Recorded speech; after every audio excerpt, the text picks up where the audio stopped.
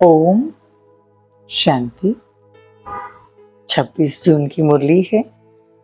ज्ञान के सागर, आनंद के सागर श्री परमात्मा कहते हैं, मीठे बच्चे, तुमने ईश्वर की गोद ली है मनुष्य से देवता बनने के लिए।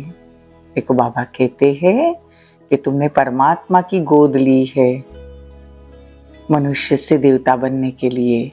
उनकी श्रीमत ही तुम्हें मनुष्य से देवता बना देती है। तो हमको क्या करना है?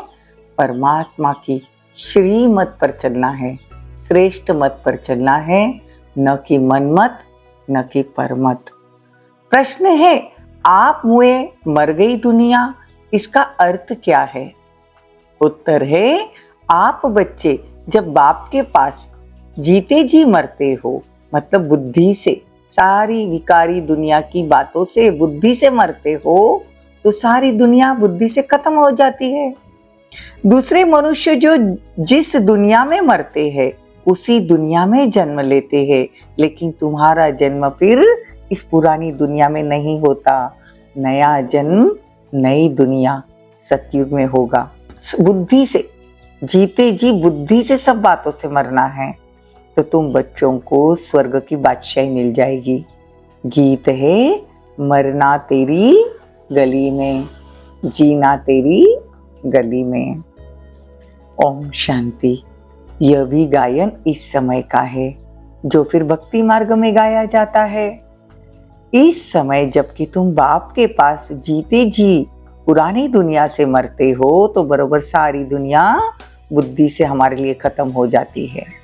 हम फिर नई दुनिया में आएंगे। ये सिर्फ तुम ब्राह्मण ही जानते हो। ईश्वर का बच्चा होने से हमको सतयुग का बर्थ राइट मिलता है। अंडरलाइन, ईश्वर का बच्चा बने हैं ना, भगवान के बच्चे बने हैं। इतने दिन भगवान और हम भक्त थे, अब बच्चा बन गए भक्त के बदले। तो बाबा कहते हैं हमको सतयुग का बर्थ राइट है, स्वर्ग की बादशाही मिलती है, नर्क खत्म हो जाता है। इसमें कोई मेहनत नहीं, सिर्फ बाप को याद करना है। तो बाप कहते हैं कि राम नाम सत्य है ना, दुनिया वाले कहते हैं राम नाम सत्य है, तो ये भगवान को ही कहते हैं कि राम का नाम सत्य है, अर्थात परमपिता परमात्मा जो है वो सत्य है, उनका नाम ही लेना चाहिए। राम राम की धुनी ऐसी नहीं लगानी है जैसे बाजा बजाते हैं राम की धुनी लगाते हैं। बाबा कहते हैं यहाँ पे आवाज की कोई बात नहीं, सिर्फ बुद्धि से भगवान को याद करना है। इसीलिए 7 डेज का कोर्स करना बहुत जरूरी है। जब 7 डेज का कोर्स करेंगे तभी मेडिटेशन कर सकते हैं, और 7 डेज के कोर्स के बिना मुरली भी समझ में नहीं आती। इसीलिए कभी भी किसी को मुरली 7 डेज के कोर्स के बिना नहीं समझाओ, और वो भी सेंटर पर जाकर सुननी चाहिए, उससे मुरली समझ में आती है। धीरे धीरे लेकिन मुरली समझ में आने लगेगी। तो बाबा कहते हैं कि तुम मेरे गले का हार बन जाएंगे मुझे याद करेंगे तो। देखो, ईश्वर की गोद में आने से ये दुख रूपी दुनिया खत्म हो जाएगी और बाबा के गले का हार बन जाएंगे। गाया भी जाता है रुद्रमाला। तुम रुद्रमाला में पिरोने लिए इस रुद्र ज्ञान यज्ञ में बैठे हो। कल्प पहले मुआफिक, कल्प कितने सालों का होता है? 5000 साल का एक कल्प होता है। तो 5000 साल पहले भी तुमने ऐसी मुरली सुनी है, ऐसे ही बाबा के गले के हार बने हो। तो बाप कौन है? बाप कौन है? आत्मा, और आत्मा में ही मन बुद्धि है। तो बुद्धि समझती है, फिर कहती है। पहले संकल्प आता है, फिर कर्म इंद्रियों से कहा जाता है। बरोबर हम बाबा के बने हैं, बाबा के ही होकर रहेंगे। देखो, बाबा भी कौन है? एक आत्मा है, लेकिन वो एवर प्योर है, इसलिए परम आत्मा है। हम सब आत्माओं का पिता है। इतने दिन सब कहते थे गॉड इज वन, लेकिन वो गॉड कौन है यही मालूम नहीं था। सर्वव्यापी कह दिया। कण कण में अगर भगवान है तो फिर तो ऊपर वाले को याद करने की जरूरत ही नहीं, एक दूसरे को ही याद कर लो। तो बाप कहते हैं रुद्र ज्ञान यज्ञ तो मशहूर है। रुद्र है निराकार, कृष्ण तो साकार में है ना। तो रुद्र कौन है? निराकार। जैसे तुम सूक्ष्म वतन में जाते हो, जैसे हम सूक्ष्म वतन में जाते, कोई मर गया तो बाबा को भोग लगाते हैं, किसी के घर में किसी की मृत्यु होती है तो परमात्मा को वतन में भोग लगाया जाता है सेंटर पर। तो सूक्ष्म वतन में वो आत्मा आती है। यह है बिल्कुल नई नई बातें। जब तक कोई अच्छी रीति न समझे तब तक संशय उठता है। ये क्या करते हैं? ब्राह्मणों की रस्म रिवाज देखो कैसी है।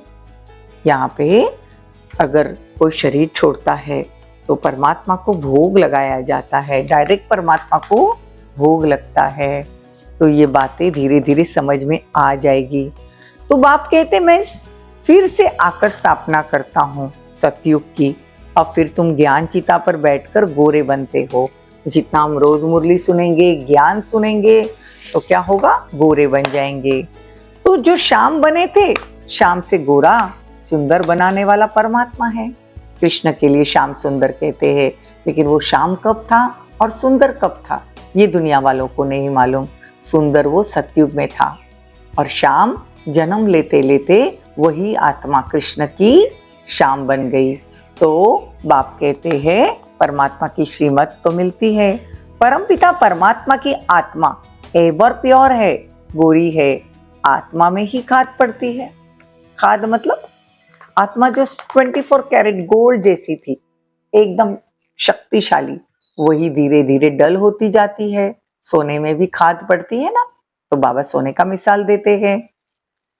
तो बाबा कहते हैं कि जितना तुम मुझे याद करते रहेंगे, मैं तुमको साक्षात्कार कराऊंगा। देखो सूक्ष्म वतन में वैकुंठ का शुभ रस तुमको पिलाते हैं, बगीचे आदि का साक्षात्कार भी कराते हैं। वह हमारा बगीचा होगा सतयुग में। बच्चों ने साक्षात्कार किया है, शुभ रस भी पीकर आए हैं। प्रिंस के बगीचे से फल आते हैं। अब सूक्ष्म वतन में तो बगीचा नहीं, लेकिन बाबा वैकुंठ का साक्षात्कार कराते हैं। देखो अगर तुम बाबा की याद में रहेंगे, बाबा के बच्चे होकर रहेंगे, तो पूछा पिछाड़ी में तुमको भी साक्षात्कार होंगे जो पूरे सरेंडर होंगे। सरेंडर मतलब बुद्धि से सरेंडर, परमात्मा की याद, हर कर्म करते परमात्मा की याद। यह तो भट्टी पहले बननी थी। जब ब्रह्मा बाबा के तन में शिव बाबा आए तो 14 साल की भट्टी बनी थी। तो भट्टी में पकना था तो बहुत आए थे। बच्चों को समझाया है, सिर्फ कोई को लिटरेचर देने से समझ में नहीं पड़ता। देखो हम बहुत आत्माओं को पर्चे दे देते हैं, शिव संदेश दे देते हैं, या परमात्मा की सेंटर की कोई किताबें दे देते हैं। बाबा कहते सिर्फ उससे नहीं समझ में आएगा। जब तक उस आत्मा को, अगर आपको भी किसी का भला करना है, अपना पति है, बच्चा है, या अपने कोई फैमिली मेंबर है, या अपने कोई रिश्तेदार है, या कोई दोस्त है, तो पहले उनको 7 डेज कोर्स करवाना बहुत जरूरी है। जब तक 7 डेज कोर्स नहीं करते उनको समझ में नहीं आएगा।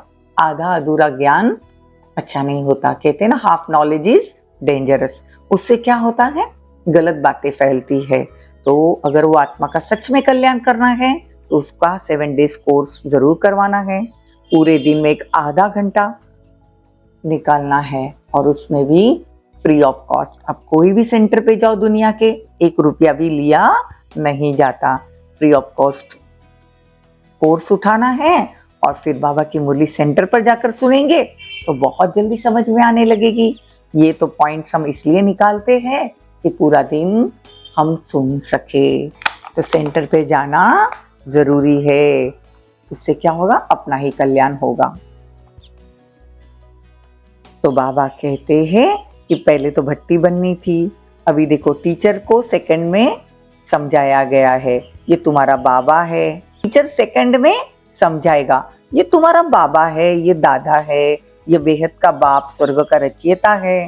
देखो ये शिव बाबा है, ये ब्रह्मा बाबा है, ये बेहद का बाप स्वर्ग का रचयिता है। किसी को लिटरेचर दिया तो देखकर फेंक देंगे, कुछ भी नहीं समझेंगे। इतना जरूर समझाना है कि भगवान आया हुआ है, वो हमारा पिता है, बाप आया हुआ है, तो ये ढिंडोरा पिटवाओ, तुम्हारा फर्ज है। सबको बताना है कि परमात्मा इस धरती पर आ चुके हैं। बरोबर यादव कौरव पांडव भी है। महाभारत लड़ी, लड़ाई यही खड़ी है, तो विनाश तो होना है। तुम जानते हो हम नर से नारायण, नारी से लक्ष्मी बनते हैं। ये हमारा एम ऑब्जेक्ट है। मनुष्य से देवता कि ये करत न लागी वार, कहते हैं ना, तो परमात्मा आकर हमको मनुष्य से देवता बना देते हैं। तो पहले पहले तो देवता बनना चाहिए, सूर्यवंशी घराना। चंद्रवंशी घराना तो नापास कहेंगे, मतलब 2 कला कम हो जाती है। सतयुग में 16 कला होते हैं। तो बाप कहते हैं मीठी मीठी सिक्की लदे बच्चे, कितने ढेर सिक्की लदे बच्चे हैं।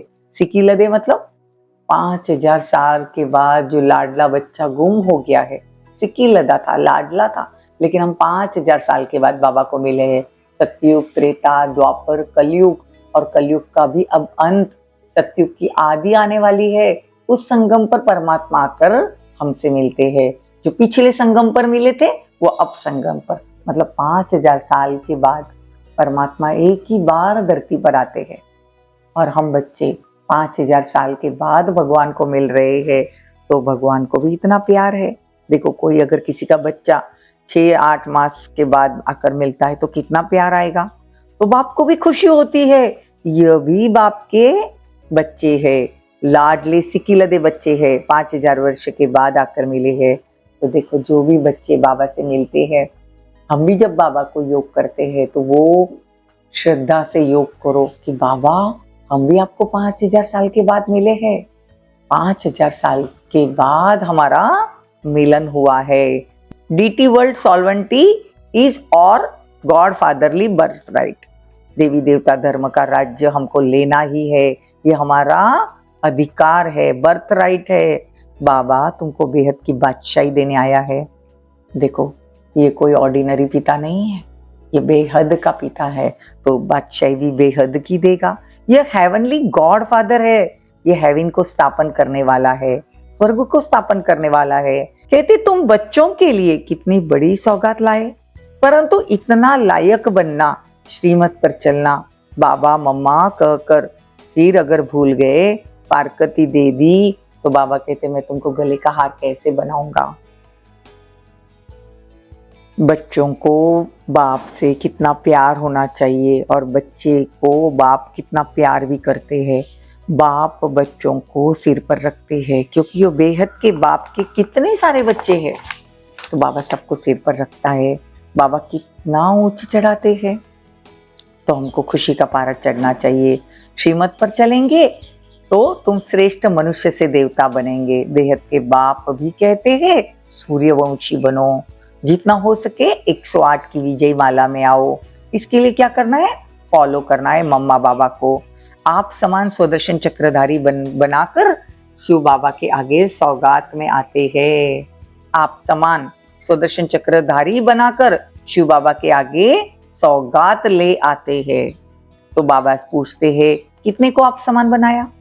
देखो, हम किसी नए आत्मा को ज्ञान देते हैं, हम हमारे जैसा उनको बनाते हैं। हम भगवान जैसे बनना चाहते हैं ना, तो हम भगवान जैसे बनते हैं और उन सबको हमारे जैसा बनाते हैं और माउंट आबू में लेके आते हैं। तो बाबा पूछते हैं कितनों को ज्ञान दिया, कितनों को बाबा का परिचय दिया।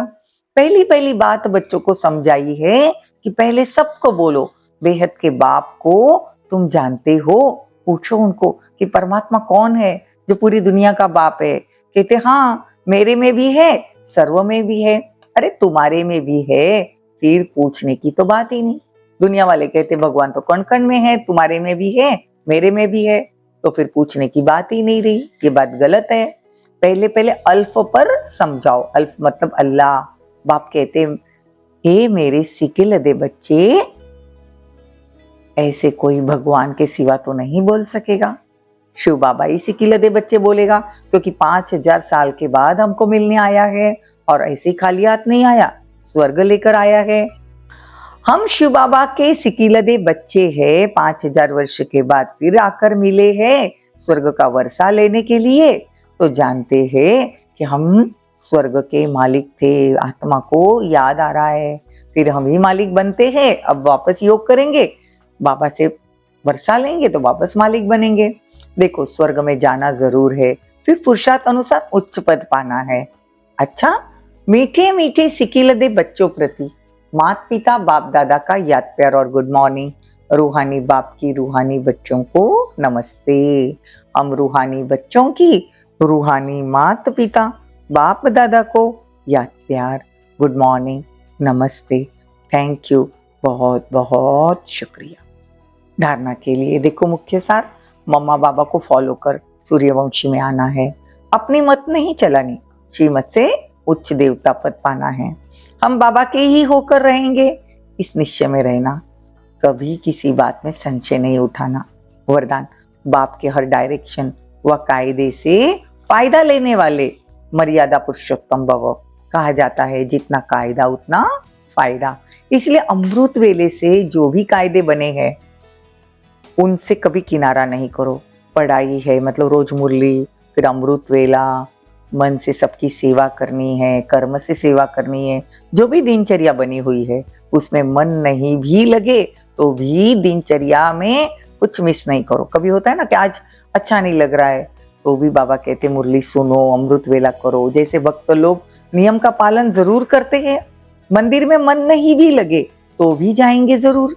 तो आप स्वयं लॉ मेकर हो, इसी अनुभव से हर नियम का पालन करते चलो तो मर्यादा पुरुषोत्तम बन जाएंगे। स्लोगन, जिसके पास संतुष्टता का विशेष गुण है उनके पास सर्व गुण स्वतः ही आ जाएंगे। ओम शांति।